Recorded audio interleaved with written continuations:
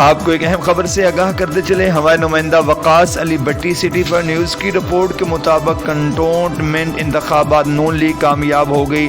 شائستہ جدون نے کہا کہ عوام پر مسلط کردہ حکومت نے عوام کی زندگی اجیرن بنا دی ہے۔ مزید جانتے ہیں ہمارے نمائندہ سٹی 5 نیوز وقاص علی بٹی۔ جی وقاص۔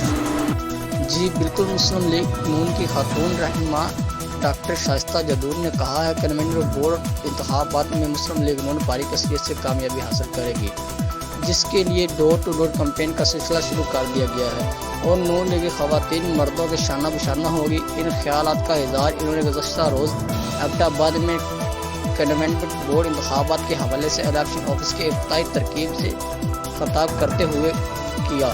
انہوں نے کہا ہے پاکستانی عوام کا 3 سال مسلط کردہ حکومت میں عوام کی زندگی اجرن بنا دی۔ کیمرہ مین ٹیم کے ساتھ وقاص علی بٹی، سٹی 5 نیوز۔